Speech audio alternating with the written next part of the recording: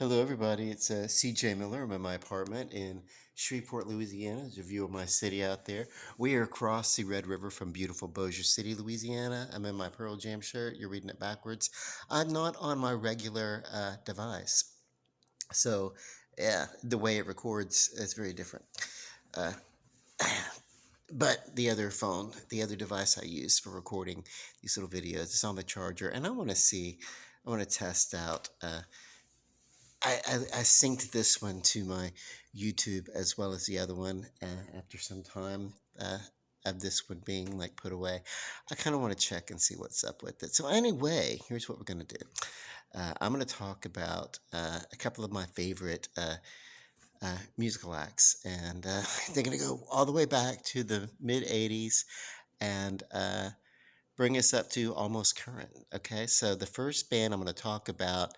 Um, I first I didn't know who they were. There was a song on the radio, and this back in the day, the local was the local format everybody listened to primarily was KTUX. Tux 99. It was hot radio, power radio along that format. If you're from the 80s, you know that format. It was everywhere. So, we're talking about, Madonna, Cyndi Lauper, who else? Brian Adams, that kind of stuff, just, yeah. Think young, energetic, summer music, dancing, partying, extreme, baby.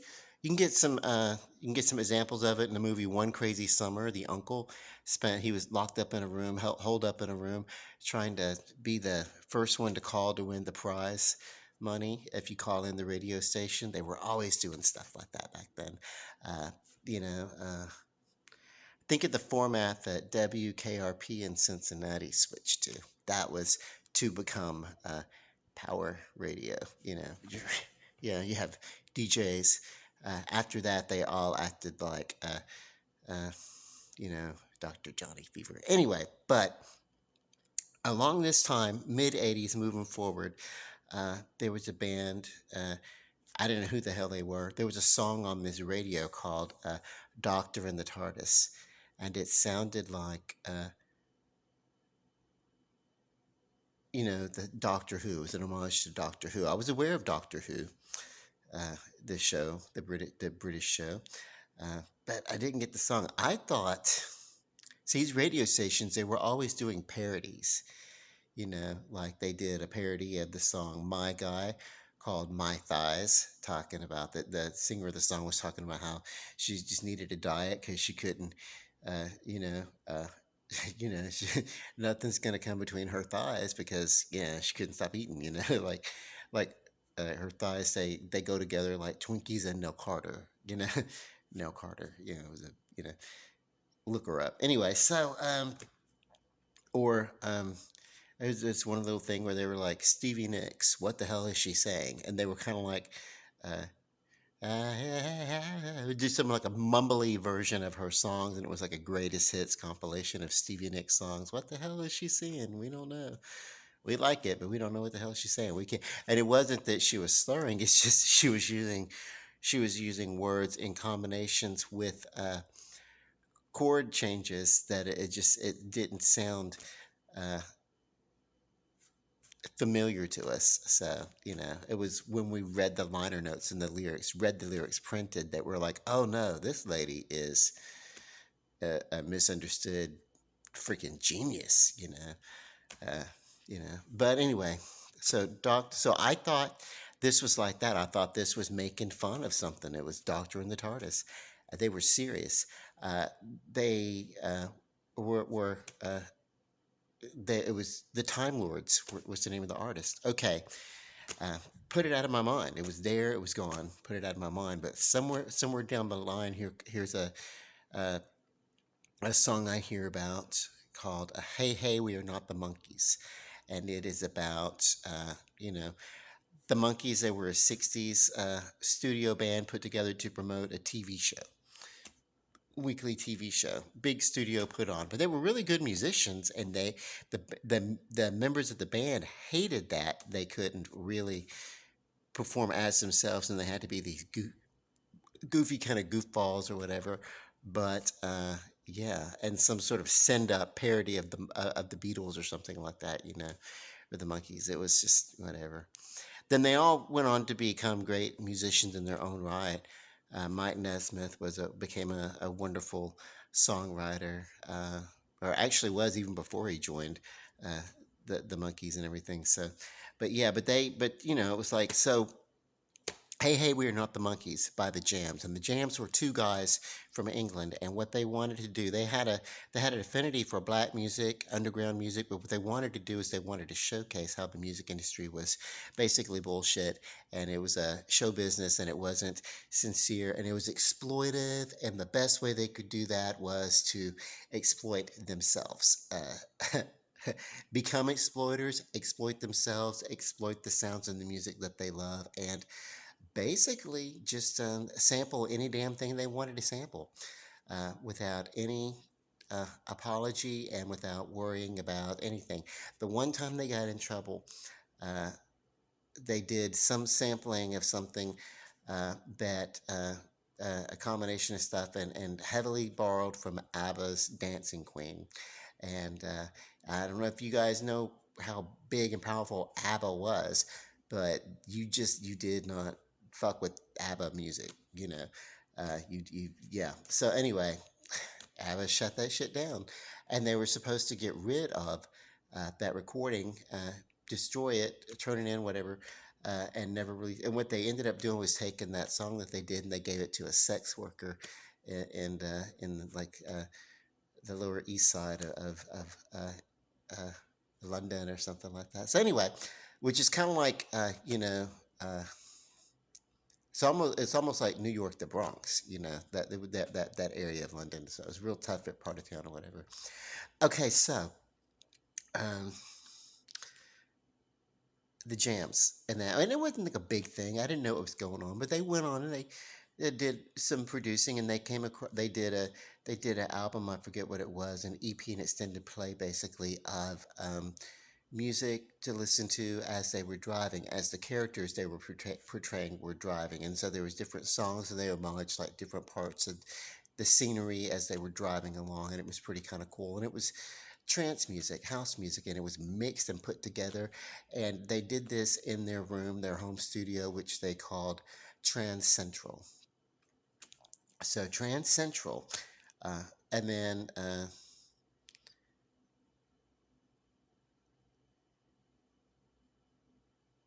and they did this as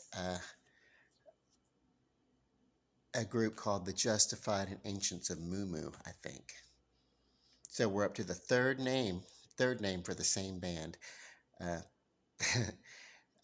which is the first would be the Time Lords, and then they moved on to this iteration, uh, which actually had a purpose of exposing the formulary, everything that you had to do that was formula. You had to fit this mold in order to have a hit. You had to do this.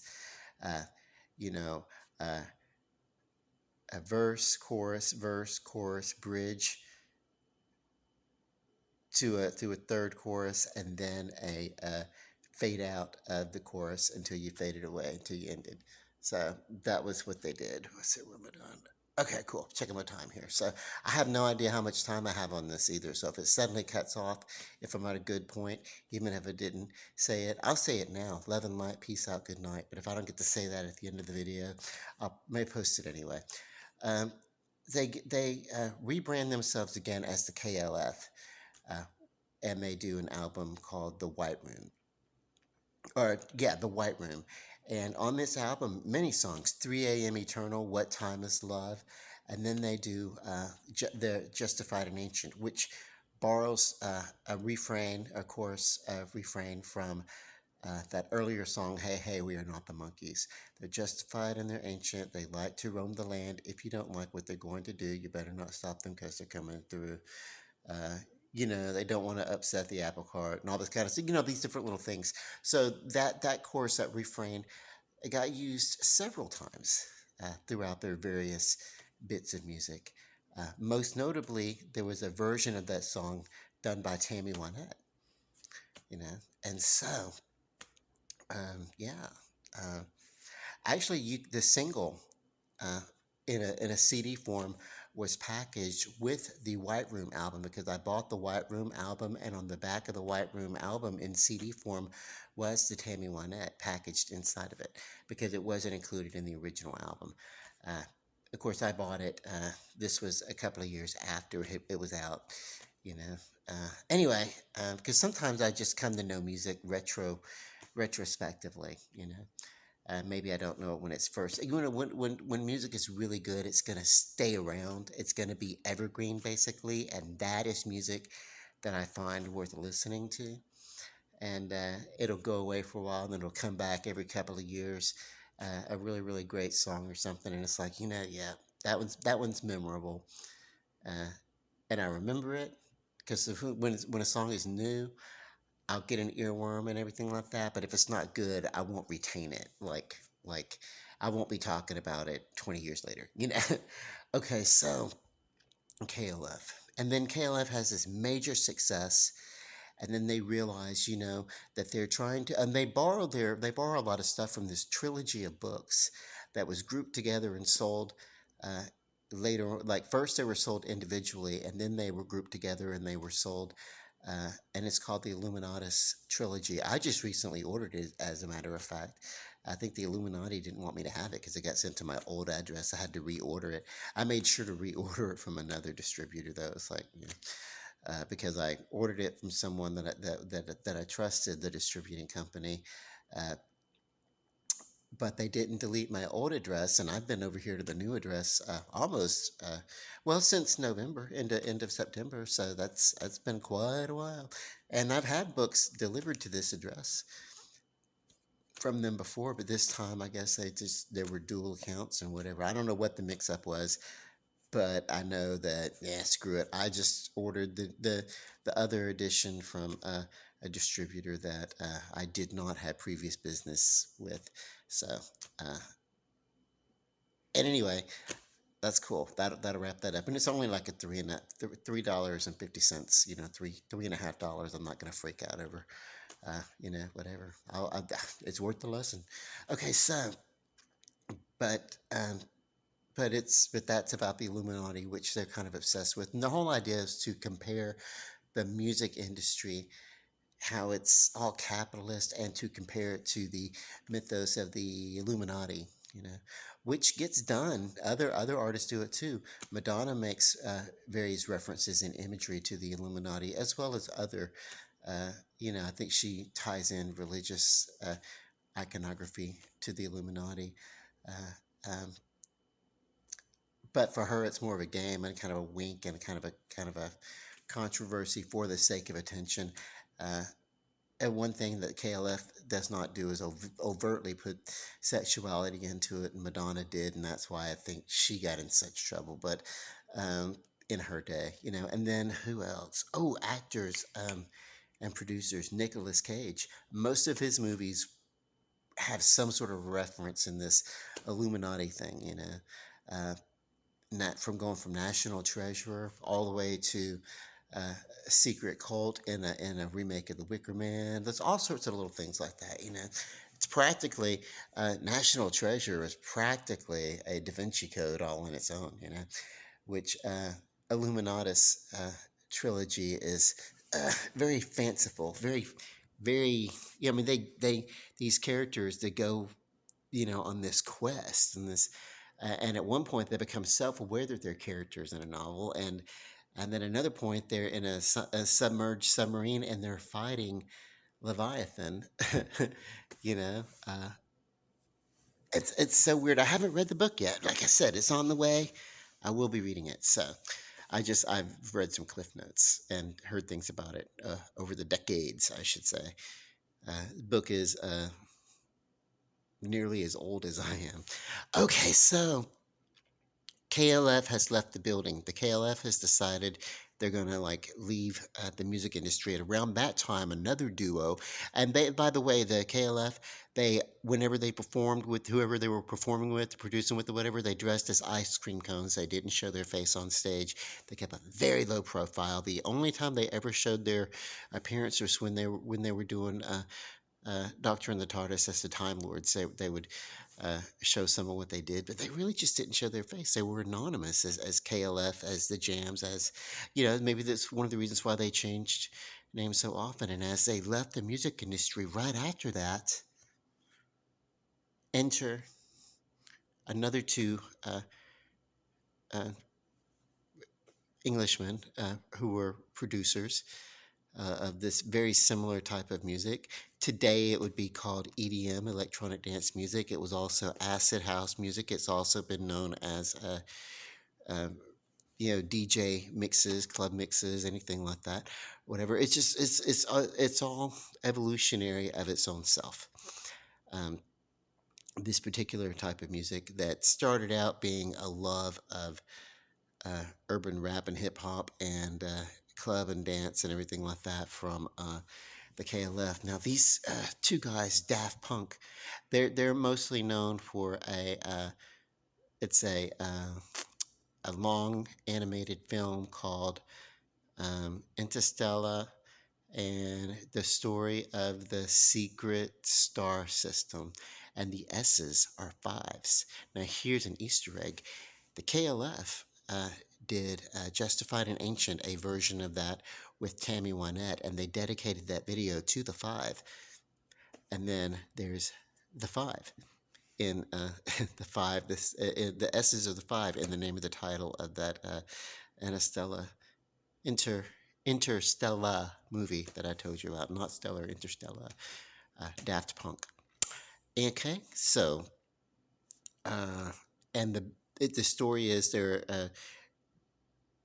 way light years away, and they're a band playing, and then they get stolen, kidnapped, and then they get uh, processed, and they get basically turned into robots, or they have to wear robot costumes, and they're forced by the kidnappers to perform for the people of this world which they have enslaved. And the music is used to subdue and seduce the enslaved so that they do not actually know that they are enslaved and they are being uh, uh, kept down so that the higher echelon, can keep hoarding all their wealth and keep everybody dependent upon them, basically.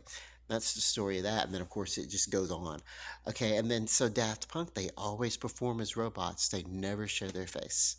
Same type of music, same kind of style, true to time. When it is time for the KLF to reemerge because they left and then they said they were coming back in 23 years. When it was time for them to make their emergence, uh, 21, Daft Punk decides to retire. Make a video about it. It's really cute. Everybody loves it. Um, if love is the answer, you're home. Hold on. So, uh, lyrics and everything. And then we get a return of the KLF. You know, and they're both England, and so I mean, obviously, one influences the other. I think, uh, just from pop culture reference, uh, but also, do they know each other? Did they work together? Did they plan it? These two different couples of men, or is it deeper?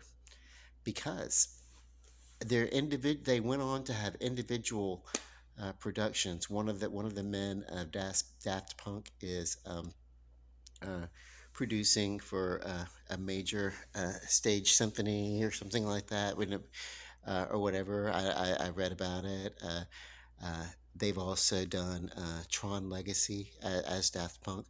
Uh, Bill, his last name of KLF, one of the originators of the KLF, uh, produces people, produces bands, still, so, you know, uh, are they still really working to, uh, firstly, demonstrate and show how easy it is to be pervasive and infiltrate all areas of uh, the popular music industry, music on the world stage, and through that influence mankind. You know, and then of course this trek started before internet was in every home.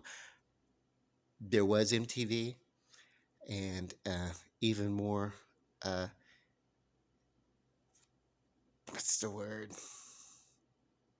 I don't want to say insidious, but low key, maybe for lack of whatever knowledgeable word for it. What's a proper term for low key? Anyway, quietly infiltrating listeners. You still have radio, you know, and discography that people are still buying music, you know.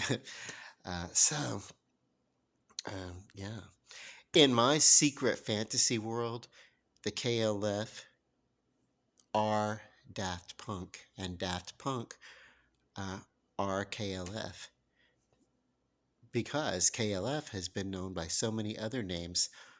Uh, it would literally just be the fifth or sixth name.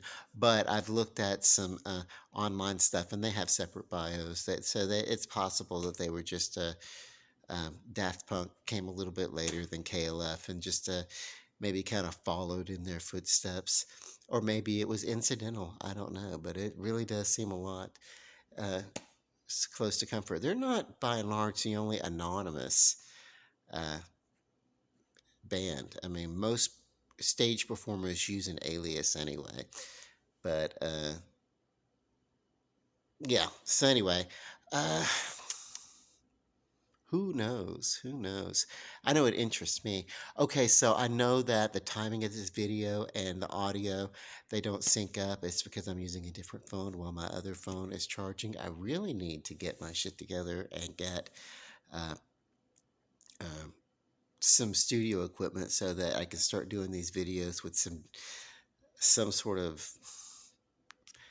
quality of me actually caring, not about how I look, but about how the listeners and viewers, uh, about how my YouTube followers of my channel, it would be like me showing kind of a respect for the appreciation of the following if I could amp up my production quality. Not to be fake, not to be showy or anything like that, but just to, make it a little bit of an ease of it. But anyway, that being said, I cannot wait for the Illuminatus trilogy to come in the mail. I guess I'm gonna have to, though. Gonna have to. Thrift books kind of disappointed me. I hope eBay will do me one better. Okay. Love and light. Peace. Good night.